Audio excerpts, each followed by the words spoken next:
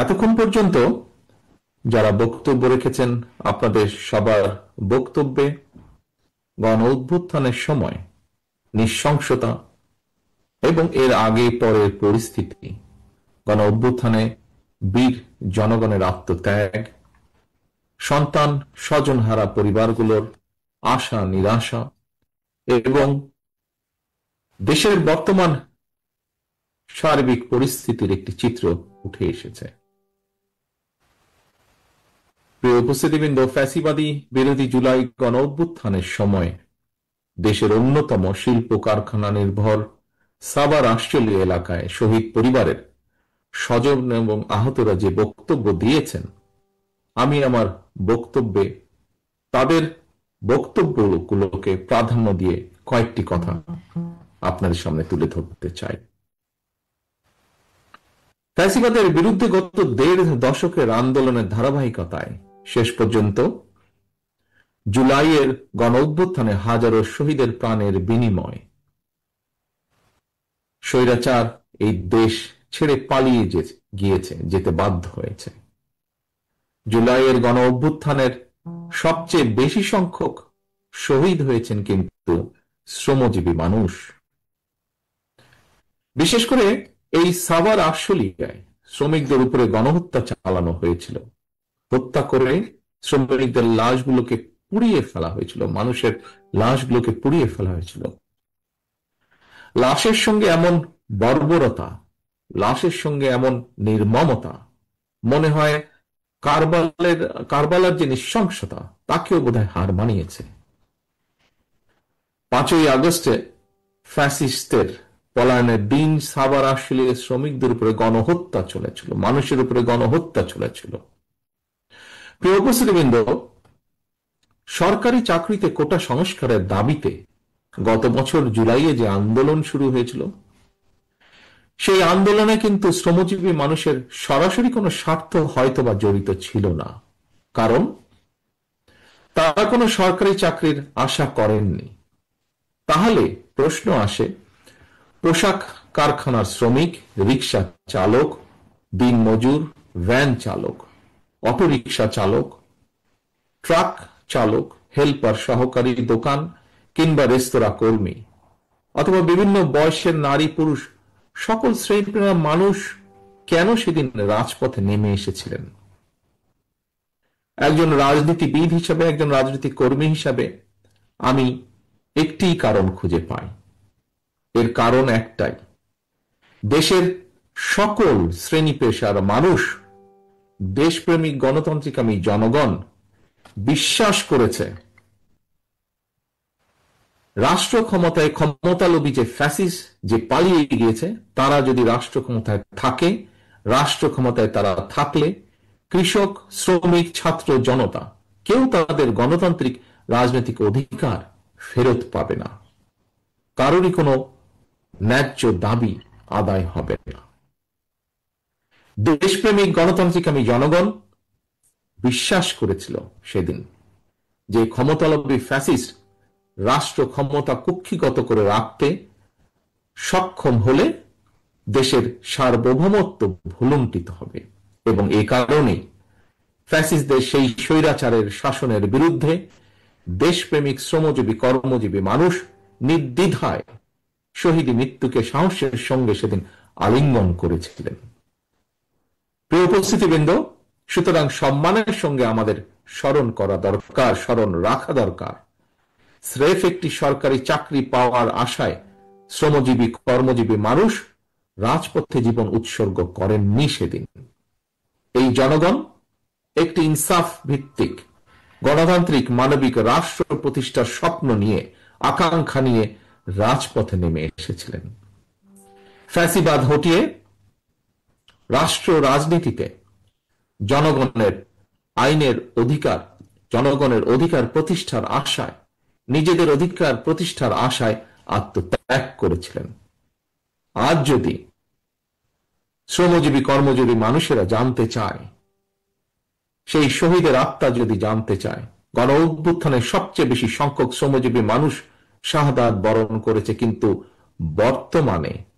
বর্তমান সরকার এবং প্রশাসনে শ্রমজীবী কর্মজীবী মানুষের অবস্থান কি? পলাতক ফ্যাসিস্ট মুক্ত বাংলাদেশে বর্তমানে রাষ্ট্র সংস্কারের যে কর্মযজ্ঞ চলছে, সেখানেই বা তাদের প্রতিনিধিত্ব কোথায়? প্রিয় ভাই বোনেরা, গণ অভ্যুত্থানে অংশীজন শ্রমজীবী কর্মজীবী মানুষের অবদানকে স্মরণ করে আমাদের কথা আমরাই বলবো, এই শিরোনামটি আমি দেশের বর্তমান প্রেক্ষাপটে অত্যন্ত বাস্তবধর্মী বলে মনে করি।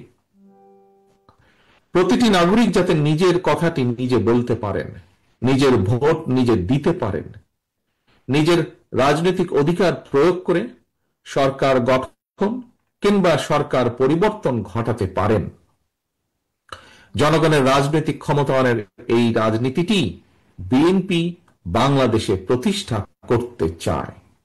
একজন রাজনৈতিক কর্মী হিসাবে, একজন নাগরিক হিসাবেও আমি মনে করি একজন নাগরিকের রাজনৈতিক ক্ষমতা প্রয়োগের অন্যতম প্রধান উপায় হচ্ছে নির্বাচন। প্রতিটি নাগরিক যাতে নিজের কথা নিজেই বলতে পারে, সেটি নিশ্চিত করার স্বার্থেই দেশে একটি দায়িত্বশীল রাজনৈতিক দল হিসাবে বিএনপি বারবার একটি অবাধ, সুষ্ঠু এবং নিরপেক্ষ নির্বাচন অনুষ্ঠানের দাবিকে অগ্রাধিকার দেয়।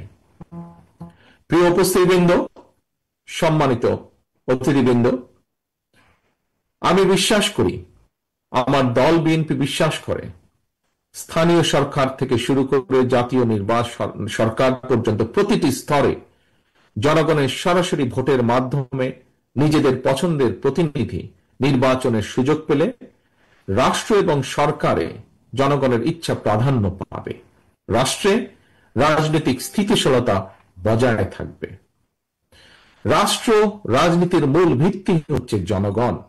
জনগণকে দুর্বল রেখে রাষ্ট্র রাজনীতি, সরকার কিংবা সংস্কার কোনো কিছুকেই শক্তিশালী এবং টেকসই করা সম্ভব নয়, করা যাবে না। নাগরিকদের রাজনৈতিক ক্ষমতা প্রয়োগ এবং চর্চার মধ্যে দিয়েই রাষ্ট্র রাজনীতি এবং জনগণ শক্তিশালী হয়ে ওঠে। রাষ্ট্রের জনগণ রাজনৈতিক এবং অর্থনৈতিকভাবে শক্তিশালী হয়ে উঠলে ভবিষ্যতে কেউ দেশে ফ্যাসিবাদ কায়েম করতে পারবে না বলে আমরা দৃঢ়ভাবে বিশ্বাস করি, আর দেশকে কেউ তাবেদার রাষ্ট্রেও পরিণত করতে সক্ষম হবে না। তাহলে সম্মানিত উপস্থিতিবৃন্দ, সরকার এবং রাজনৈতিক নেতৃত্বকে জনগণের মুখাপেক্ষী করা গেলে রাজনীতিতে গুণগত পরিবর্তন করা সম্ভব। একই সঙ্গে জনগণের রাজনৈতিক ক্ষমতায় নিশ্চিত করাও সম্ভব হবে। দেশের সর্বস্তরের জনগণ কয়েকজন মানুষের হাতে রাষ্ট্রীয় ক্ষমতা তুলে দেওয়ার জন্য ১.৫ দশক ধরে নিশ্চয়ই আন্দোলন অব্যাহত রাখেনি, কিংবা জুলাইয়ের গণ অভ্যুত্থানেও শহীদ হননি। জনগণ রাষ্ট্র এবং সরকারে নিজেদের অধিকার প্রতিষ্ঠা করার জন্যই স্বৈরাচার বা ফ্যাসিবাদকে হটিয়েছে, জীবন উৎসর্গ করেছে। সুতরাং সরকারে যখন যারাই থাকুক, কেউ সরকার পরিচালনা করতে চাইলে তাদেরকে অবশ্যই নাগরিকদের কথা শুনতে হবে, প্রতিটি নাগরিকের আশা ভাষা বুঝতে হবে। কেউ জনপ্রতিনিধি নির্বাচিত হতে হলে তাকে অবশ্যই জনগণের সঙ্গে সম্পর্ক রাখতে হবে। বিএনপি জনগণের ক্ষমতায়নের এই রাজনীতি প্রতিষ্ঠার মাধ্যমেই শহীদদের কাঙ্ক্ষিত বাংলাদেশ গড়ে তুলতে চায়। সম্মানিত উপস্থিতিবৃন্দ, ফ্যাসিবাদ হটিয়ে জনগণ রাষ্ট্র এবং সরকারে নিজেদের অধিকার নিশ্চিত করতে অন্তর্বর্তীকালীন সরকারের হাতে রাষ্ট্র পরিচালনার ভার অর্পণ করেছে। এখন রাষ্ট্রে জনগণের মালিকানা জনগণের ক্ষেত্রে অন্তর্বর্তীকালীন সরকার মাঝে শোনা যায় যে সকল কথা, একটি অন্তর্বর্তীকালীন সরকারের একটি অংশ নানা অপকৌশলের আশ্রয় নিচ্ছেন। অন্তর্বর্তীকালীন সরকার শিক্ষাঙ্গন, স্থানীয় সরকার কিংবা জাতীয় সরকার, প্রতিটি ক্ষেত্রে বিএনপি জনগণের ভোটে প্রতিনিধি নির্বাচিত করার পক্ষে। কিন্তু এইসব নির্বাচন অনুষ্ঠানের ক্ষেত্রে অন্তর্বর্তীকালীন সরকার অগ্রাধিকার নির্ধারণে বিচক্ষণতার পরিচয় দিতে পারছে কিনা, এটি একটি বিরাট প্রশ্ন এই মুহূর্তে জনগণের সামনে।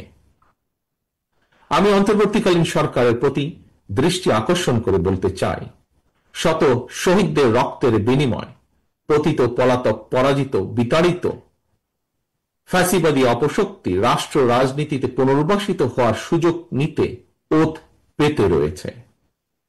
সরকারের যে কোনো ভুল সিদ্ধান্তে দেশে গণতন্ত্রের উত্তরণের যাত্রা পথকে সংকটে ফেলে দিতে পারে। দেশে ফ্যাসিবাদ, উগ্রবাদ, চরমপন্থা মাথাচাড়া দিয়ে উঠতে পারে। কাজেই এই ব্যাপারে আমাদের সকলকে, বিশেষ করে অন্তর্বর্তীকালীন সরকারকে অত্যন্ত সতর্ক থাকতে হবে, থাকা প্রয়োজন। শহীদ পরিবারের সম্মানিত সদস্যবৃন্দ, এবার আমি গণ অভ্যুত্থানে শহীদ, শ্রমজীবী, কর্মজীবী শহীদ পরিবারের উদ্দেশ্যে কয়েকটি কথা বলতে চাই। আমি আগেও বলেছি, শহীদগণ কিন্তু শুধুমাত্র একটি সংখ্যা নয়, একটি প্রাণের সমাপ্তির অর্থ, একটি পরিবারের মৃত্যু, একটি স্বপ্ন সম্ভাবনার অবসান। তবে আপনাদের সন্তান স্বজনের শহীদী মৃত্যু দেশ এবং জনগণকে ফ্যাসিবাদ মুক্ত করেছে। দেশ আপনার শহীদ সন্তানের কাছে ঋণী। প্রতিটি শহীদ পরিবারের প্রতি রাষ্ট্র এবং সরকারের দায়িত্ব রয়েছে। কৃষক, শ্রমিক, মেহনতি মানুষ যাতে দেশে গণতন্ত্র প্রতিষ্ঠায় শ্রমজীবীদের অবদান নিয়ে গর্ব করতে পারে, শ্রমজীবী, কর্মজীবী শহীদ পরিবারের বর্তমান এবং ভবিষ্যৎ প্রজন্মের সদস্যরা যাতে তাদের স্বজনদের শহীদী মৃত্যু নিয়ে গৌরব করতে পারেন। বিএনপি আসন্ন জাতীয় নির্বাচনে জনগণের রায় রাষ্ট্র পরিচালনার দায়িত্ব পেলে সাভার, আশুলিয়া কিংবা অন্য কোনো সুবিধাজনক এলাকায় শ্রমজীবী, কর্মজীবী মানুষের আত্মত্যাগের সম্মানে একটি বিশেষ স্থাপনা নির্মাণের পরিকল্পনা করছে। বিএনপির সর্বস্তরের নেতা কর্মীবৃন্দ, শহীদ পরিবারের সদস্যবৃন্দ, 1971 সালের স্বাধীনতা অর্জনের যুদ্ধ থেকে শুরু করে 2024 সালের স্বাধীনতা রক্ষার যুদ্ধে এই যাবৎকাল যত মানুষ দেশে গণতন্ত্র এবং ন্যায় বিচার প্রতিষ্ঠায় আত্মত্যাগ করেছেন, আল্লাহ যেন প্রতিটি আত্মত্যাগকে শহীদী মৃত্যু হিসাবে কবুল করেন। আল্লাহর দরবারে এই প্রার্থনা করছি, আহতদের দ্রুত আরোগ্য কামনা করছি এবং একই সাথে আজকে শহীদদের সম্মানার্থে শহীদদের স্বজনদের পরিবারের সদস্যদেরকে তাদের মনের কথা তুলে ধরার জন্য আজকের এই অনুষ্ঠান আয়োজন যারা করেছেন তাদের সকলকে আবারও ধন্যবাদ জানিয়ে আমার বক্তব্য এখানেই শেষ করছি। আল্লাহ হাফিজ। বাংলাদেশ জিন্দাবাদ। বাংলাদেশ জাতীয়তাবাদী দল জিন্দাবাদ।